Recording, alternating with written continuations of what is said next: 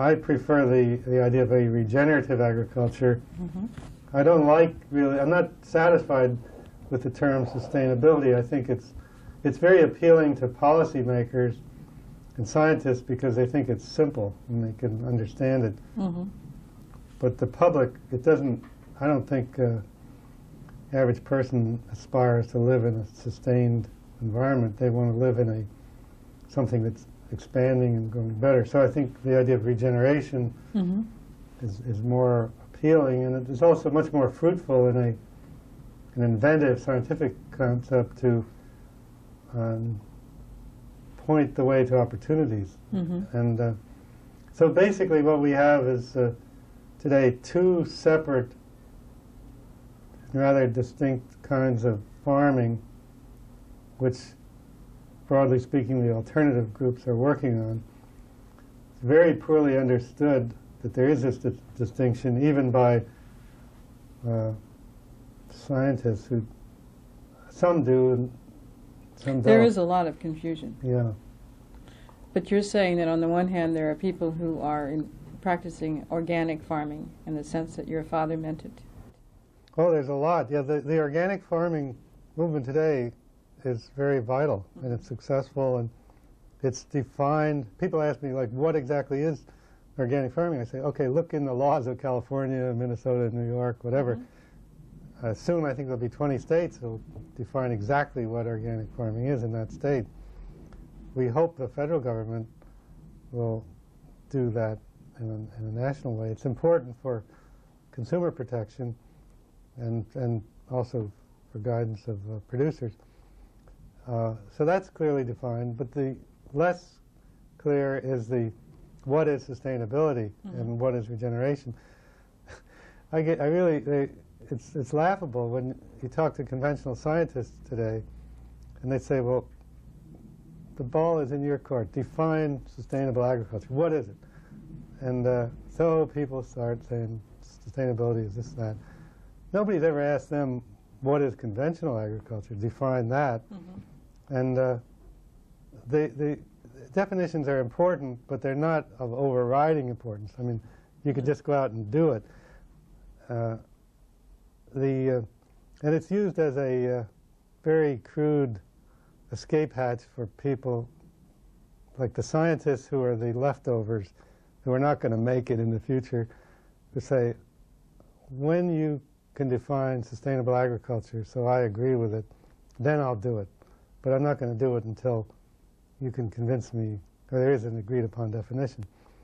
And that's just ridiculous. Nobody said define, I'm not going to do biotechnology until you define biotechnology. You know, all their favorite little buzzwords, they don't insist on definitions on. But it is important, I think, that society have a pretty clear idea of where it's going. But see, we're in a time of confusion and transformation now. And I think what is going on is we are shifting the big ideas that drive American agriculture. This is a speech I gave a couple days ago to landscape architects. The first, they're like either big ideas or imperatives. The first idea of American agriculture was settlement. I'm sorry, they're either big ideas or imperatives? Imperatives, okay. like concepts that must be accomplished. America spent 100 years settling the land just to prove that Westerners could live here. Then we went into an expansion phase, like the mid-1700s to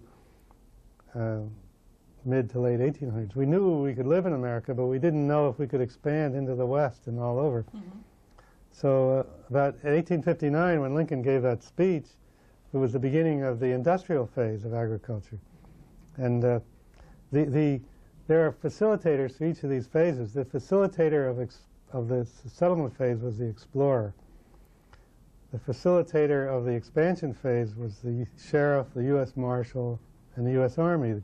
The settlement phase being the original settling of America. You had to have an explorer first to show you where the land was. Then you settled it.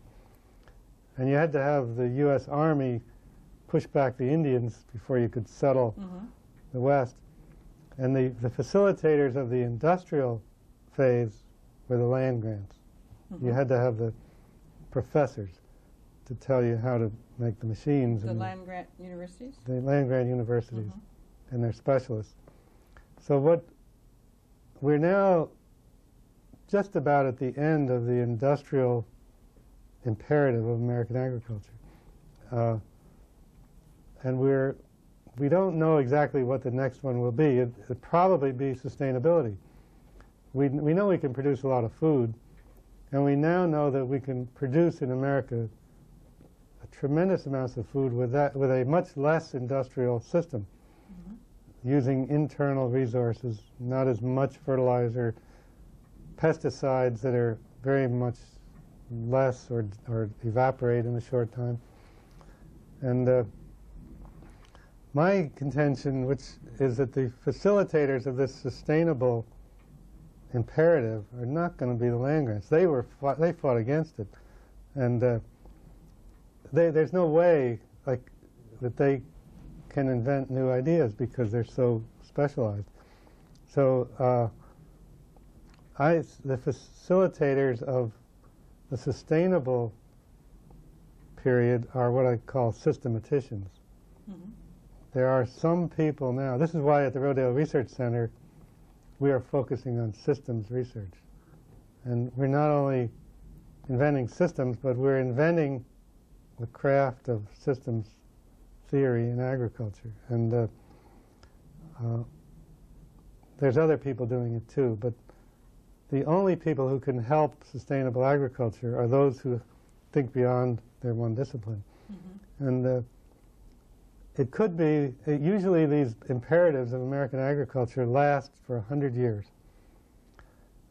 My hope is that the period of sustainability will not be sustained for more than 10 or 15 years, but that we will move beyond that into the idea of regeneration, where what we're really doing with the American land is not only producing our food, but regenerating and improving, reforming to a higher level the American landscape and the American spirit. And the facilitators of that imperative will be what I call meta-systematicians. People who there's not one that exists right now, but they're people who know systems theory and the whole system of growing food and living, but can also carry it beyond into the spirit as well.